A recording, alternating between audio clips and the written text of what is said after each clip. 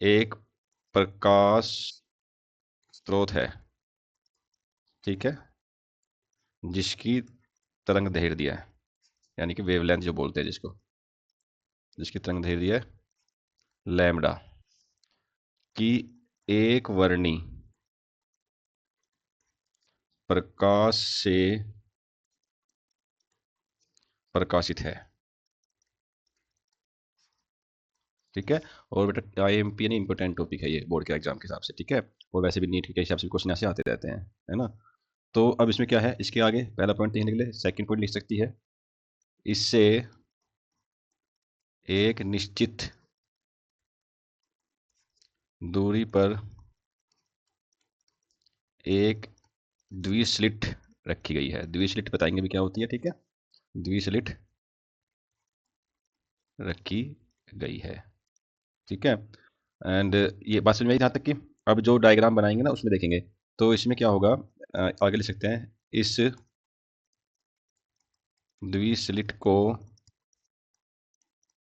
इस प्रकार रखा गया है कि सोर्स एस होता है, सोर्स एस से S1 तथा S2 की दूरियां समान हो, S2 की दूरियां समान हो, ओके। अब आगे लिखेंगे इसमें S1 व S2, ये जो पॉइंट होंगे यहाँ से तरंगाग्र निकलेंगे ना, S1 S2 जो हैं तरंगाग्र पर स्थित हैं, तरंगा मतलब वेव फ्रंट पर स्थित हैं, ठीक है, तरंगाग्र पर स्थित हैं। अब जो तरंगाग्र पर स्थित हैं तो इसलिए यानी कि तो ये यानी कि जो S1 व S2 हैं, ठीक है, एक नए तरंग, एक नए तरंग स्रोत का कार्य करते हैं, का कार्य करते हैं, जिनसे द्वितीयक तरंगिकाओं का उत्सर्जन होता है, यानी वेव फ्रंट्स का उत्सर्जन होता है, ठीक है, का उत्सर्जन होता है, ठीक है। आई बात समझ में। नेक्स्ट पॉइंट में लिख सकती है कि ये तरंगिकाएं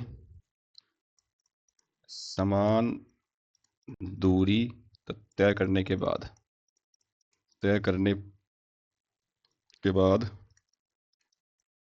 बिंदु O पर पहुंचती हैं,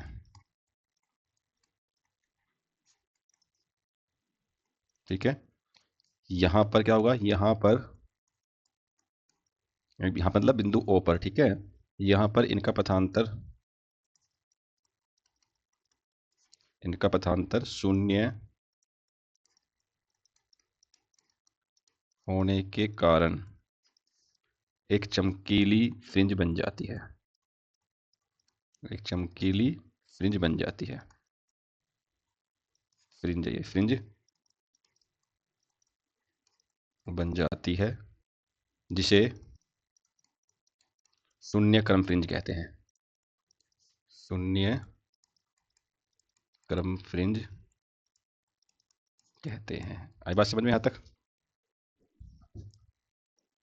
तो ये आपका इसकी थ्योरी है। अब इस थ्योरी को देख कर ही हमें डायग्राम बनाना है, और डायग्राम से ही थ्योरी लिखनी होती है। तो डायग्राम जब बनाते हैं तो कैसे बनता है ये ध्यान देना है। जैसे कि मैं डायग्राम बनाऊँ यहाँ पे, तो हमने कहा कहा दो स्लिट होती है इसके अंदर, है ना, क्या होती है, दो स्लिट का प्रयोग करेंगे। दो स्लिट मीन्स दैट ऐसे कि एक स्लिट आपका ये है, ठीक है, और यहाँ पे गैप है, बीच में बहुत छोटा सा गैप होता है, ये होल टाइप का, ठीक है।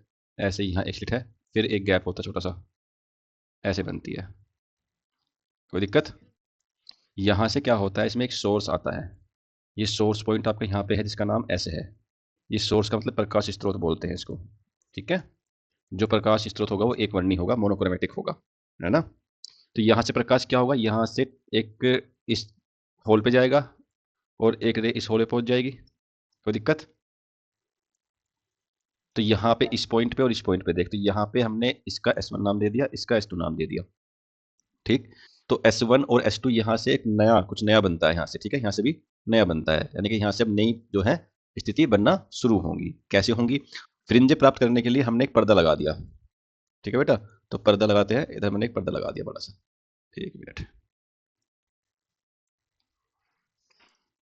एक पर्दा लगा दिया मैंने इधर बड़ा सा, ठीक है।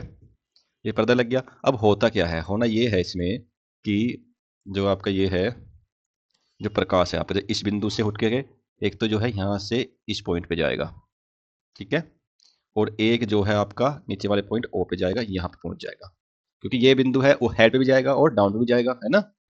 ऐसे ही आपका जो है दूसरा जो पॉइंट होगा आपका जो प्रकाश का है, इस पॉइंट से होके जाएगा, इस पॉइंट से एक तो जाएगा पी पे, इस पॉइंट पे हेड पे, और एक जाएगा आपका डाउन पे। ऐसे है तो कोई समस्या है ना। तो ये क्या है कि एक रेज तो इसमें चली गई, और इसकी रेज एक यहाँ से चली गई, और एक नीचे आ गई, और इसकी रेज ऐसे आ गई, ठीक है।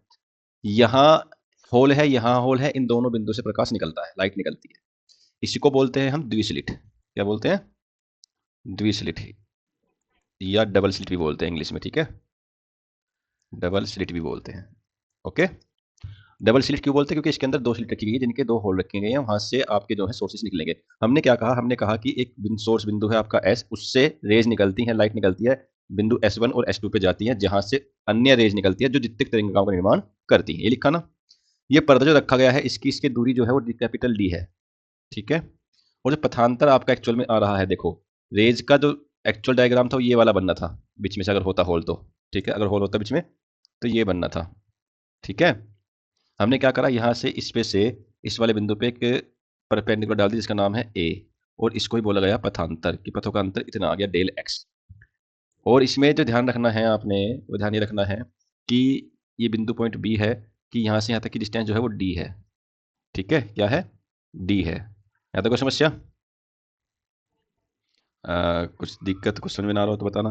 और इस पर्दे की जो डिस्टेंस है पूरी, जो ये गैप बन रहा है वो आपका एक्स बन रहा है। क्या बन रहा है? एक्स बन रहा है, ठीक है। अब आपको देखो, इसके अंदर मैंने क्या कहा, जब तक ऑप्टिक्स पढ़ोगे ट्रायंगल का बहुत जोर रहने वाला है।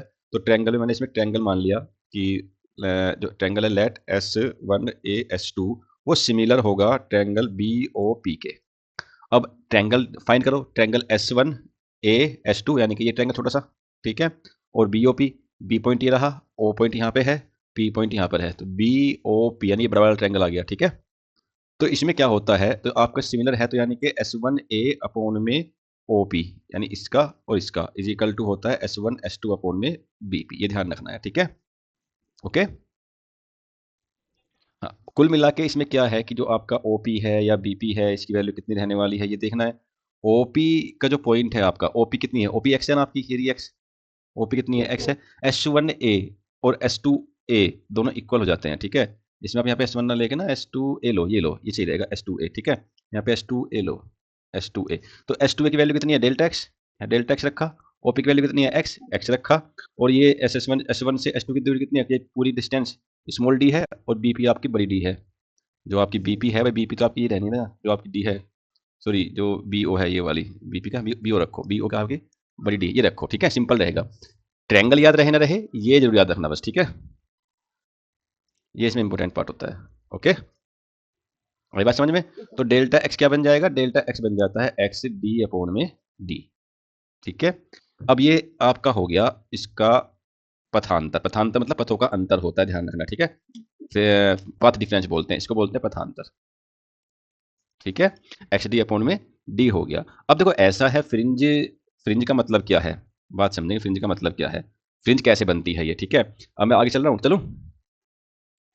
फ्रिंज का मतलब क्या है? फ्रिंज ऐसे बनती है, जैसे कि मैंने ये दो बनाए थे, एक तो ये स्लिट ले ली थी, एक स्लिट मैंने ये ली थी और ये ली थी, और यहाँ एक पर्दा आ रहा था, ठीक है। होता क्या है, जैसे मैं मान के चलूँ, ये सोर्स हमारा S1 था, ये सोर्स हमारा S2 था, एक सोर्स हमारा यहाँ था S, ठीक है। इस पॉइंट से इस पे रेज जा रही है, इस पॉइंट से इस पे रेज जा रही है, तो ये नई वेवलेट्स का निर्माण करता है ना। तो वेवलेट्स का निर्माण कैसे करता है? मान के चल कि जो पहले आपका S1 है, वो आपकी वेव देता है, वो आपका कुछ ऐसे देता है, यहाँ से यहाँ मोड़ देगा, ऐसे ही यहाँ से यहाँ मोड़ देगा, कोई दिक्कत? एक बार हल्की, एक बार तखड़ी आएगी, एक बार आप फिर हमने ये डॉट डॉट डॉट डॉट कर लिया, तो वाइट कर लो, कोई दिक्कत नहीं है। ये यहाँ तो मोड़ देगा, ये भी यहाँ मोड़ देगा ना ऐसे। ऐसे ही जब हम आगे इसको वेव फ्रंट को बढ़ाते हैं, तो वेव फ्रंट ऐसे बढ़ता चला जाता है आगे आगे, ऐसे, ठीक है। ऐसे बढ़ता हुआ चला जाता है। ठीक है, फिर वाइट कलर वाले ले लेंगे, ये ऐसे बढ़ता चला गया ऐसे। ठीक है, फिर यहाँ से उठ कर, यहाँ से उठ के यहाँ पे चला गया बढ़ के, तो फिर ऐसे ही चलता जाता है बढ़ता हुआ। तो होता क्या है, देख फिर से देख, फिर हमने इसको बढ़ाया, आगे गए भैया, तो हम यहाँ ले आए, फिर आगे गए, हम इसको ऐसे उठा के जो है यहाँ से उठा के यहाँ ले आए। तो यहाँ पे एक चीज़ दिख रही होगी आपको, क्या दिखेगी अभी दिखाता हूँ। फिर हमने जो है उठा के क्या किया, इसको लाए उठा के यहाँ से आगे, यहाँ ले आए, है ना, और इसको यहाँ से आगे उठा के यहाँ यहाँ ले आए।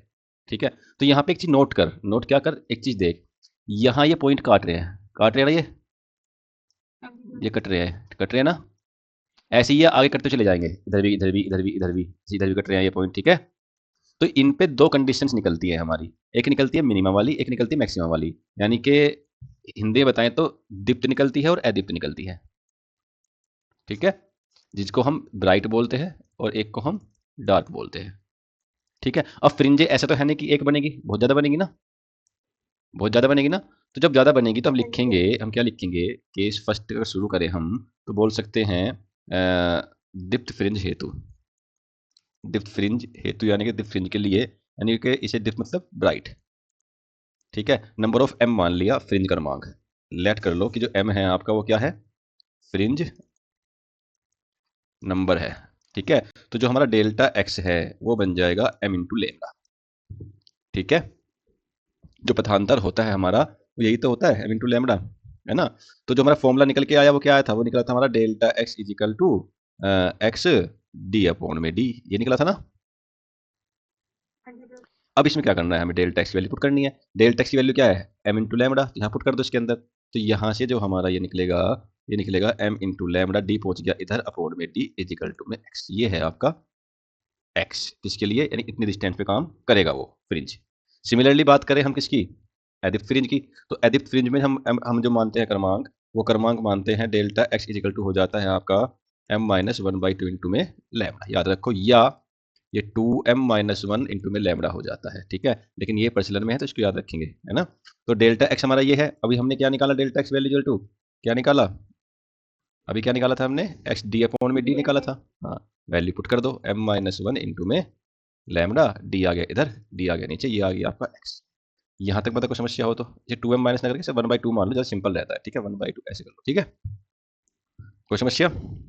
ये किसके लिए है, ये किसके लिए है, ये है आपका एदिप्त फ्रिंज के लिए, यानी कि डार्क फ्रिंज के लिए, एदिप्त फ्रिंज के लिए। ये टू एम, ये क्या है आपकी, ये आपकी नंबर ऑफ, यानी कि m minus one by two क्या है, क्रमांक है किनका, एदिप्त फ्रिंज का। ठीक है, क्लियर है बात। अब जब ये है फ्रिंजे हमारी कुछ ऐसे आएंगी, ध्यान रखना सब करने का, कुछ फ्रिंजे हमारी जो बन के आती हैं वो ऐसे आती हैं कि जैसे हमने मान ली ये हमारी हो गई डार्क फ्रिंज, ये हमारी ब्राइट फ्रिंज हो गई, ये हमने फिर मान ली डार्क, फिर हमारी ब्राइट हो गई, ऐसी कुछ बन के आती है। ब्राइट को हम ऐसे दिखा सकते हैं, सॉल्व कर सकते हैं, ऐसी ये ब्राइट है हमारी, ठीक है, और ये हमारी डार्क है। ठीक है, तो इनके अंदर कुछ चौड़ाई आ रही है, देखो ये चौड़ाई है ना, ये वाली, ये गैप आ रहा है ना, ये गैप आ रहा है ना। तो इन चौड़ाई का मतलब क्या है, कितनी चौड़ाई रहने वाली है, तो उसको हम नाम देते हैं फ्रिंज चौड़ाई, फ्रिंज चौड़ाई। ठीक है, यानी ब्रेथ ऑफ फ्रिंज क्या होनी है। तो इसमें क्या ध्यान रखना है, जब फ्रिंज निकालते हैं हम कैसे निकालते हैं भाई, ये माइनस ये तो करेंगे, तो लिख देते हैं इसको डब्ल्यू से करते हैं डिनोट, यानी कि एक्स एम प्लस वाली फ्रिंज माइनस एक्स एम वाली फ्रिंज। ये ध्यान रखना है, अभी हम क्या निकाल रहे हैं, अभी हम जो फ्रिंज चौड़ाई निकाल रहे हैं वो ये और इनके बीच की निकाल रहे हैं। ये दोनों कैसी हैं, एडिट वाली है, डार्क वाली है ना, ये वाली हरी, ये डार्क वाली है। तो x m plus one minus x m रख रहे हैं, तो डार्क वाली, अब हमने जो एक्स का जो वैल्यू पुट करी थी, जो एक्स की वैल्यू थी हमारी वो क्या थी, वो ये थी ना, m minus one by two lambda d upon d, है ना। एम की जगह जो वैल्यू पुट करेंगे, एम की जगह जो वैल्यू पुट करेंगे वो हम एम प्लस वन करेंगे, तो हम क्या रखेंगे, m plus one minus one by two और आपका डी लैम्डा अपॉन में डी, और यहाँ पे सिंपल सिंपल जो हमारा फॉर्मूला है वो रख देंगे, वो क्या था, डी लैम्डा अपॉन में डी। कोई दिक्कत, अब इसमें कुछ समस्या नहीं है, सोल्व कर लो, क्या बन जाएगा, इजिकल टू ये बन जाएगा दो में से गया एक, यानी कि m plus one by two और ये minus m minus one by two, क्योंकि डी लैम्डा अपॉन डी तो कॉमन है। अब m से m कट गया, तो W इजिकल टू क्या आया, डी लैम्डा अपॉन में d आया। ये फ्रिंज चौड़ाई का फॉर्मूला है जो कि बहुत ज़्यादा इंपॉर्टेंट है। ठीक है भैया, कोई समस्या। ऐसे ही आप किसका निकाल सकते हो, ऐसे ही आप दीप्त का निकाल सकते हो। ठीक है, जब दीप्त की निकालते हैं, किसकी निकालते हैं, ब्राइट वाली यानी वाइट वाली दीप्त वाले के लिए, तो उसमें भी क्या करेंगे, W equal to x m plus one minus x m dipped के लिए हमारा एक्स एम क्या आया था, बताओ क्या था? X m equal to m d lambda upon में डी था ना। इसकी जगह अब m की जगह रख दो m+1, ये रख दिया m+1 lambda d upon d minus x m, यानी कि m d lambda upon d, दोनों को पुट कर दो। कॉमन क्या है? लैम्बडा डी अपॉन डी तो कॉमन है, बचा क्या? m+1 माइनस m बचा, m से m खत्म हो गया, तो w इजिकल टू क्या बचा? लैम्बडा डी अपॉन में डी। दोनों सेम आई नहीं आई? इसको यहाँ पे डाल दो फॉर ब्राइट के लिए डब्ल्यू बी के लिए, और इसको यहाँ पे डाल दो फॉर डार्क के लिए डार्क। तो दोनों से हम देखते हैं, क्या देखते हैं?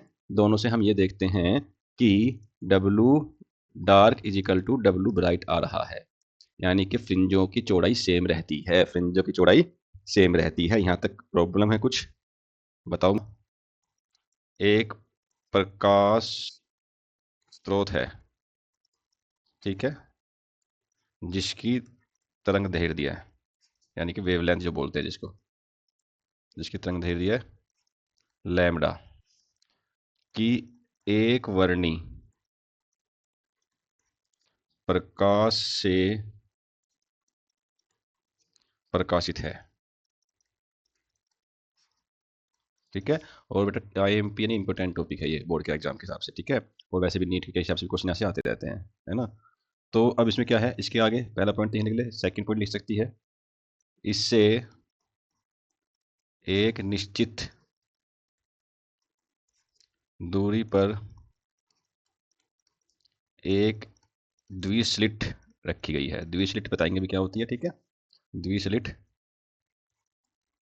रखी गई है, ठीक है।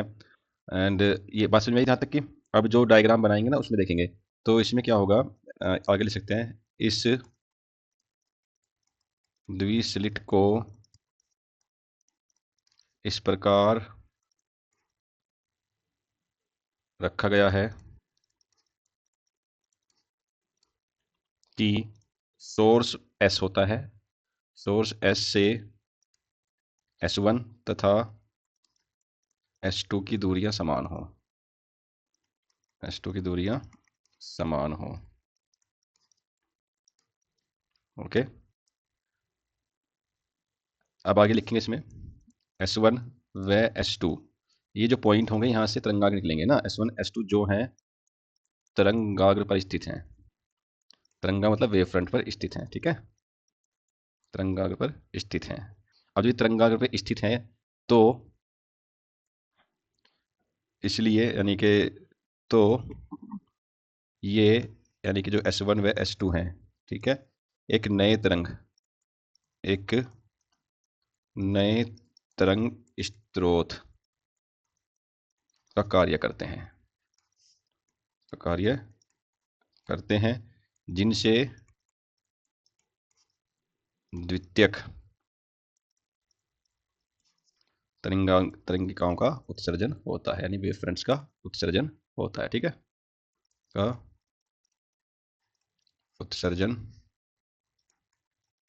होता है, ठीक है। आई बात समझ में? नेक्स्ट पॉइंट में लिख सकती है कि ये तरंगिकाएं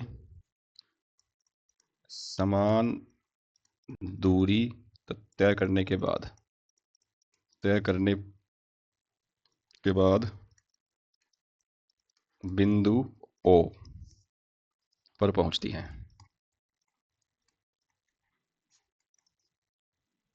ठीक है। यहां पर क्या होगा, यहां पर मतलब बिंदु O पर, ठीक है, यहां पर इनका पथांतर शून्य होने के कारण एक चमकीली फ्रिंज बन जाती है, एक चमकीली फ्रिंज बन जाती है, फ्रिंज, ये फ्रिंज बन जाती है, जिसे शून्य क्रम फ्रिंज कहते हैं, शून्य क्रम फ्रिंज कहते हैं। आई बात समझ में यहाँ तक? तो ये आपका इसकी थ्योरी है। अब इस थ्योरी को देख कर ही हमें डायग्राम बनाना है, और डायग्राम से ही थ्योरी लिखनी होती है। तो डायग्राम जब बनाते हैं तो कैसे बनता है ये ध्यान देना है। जैसे कि मैं डायग्राम बनाऊँ यहाँ पे, तो हमने कहा दो स्लिट होती है इसके अंदर, है ना, क्या होती है, दो स्लिट का प्रयोग करेंगे। दो स्लिट मीन्स दैट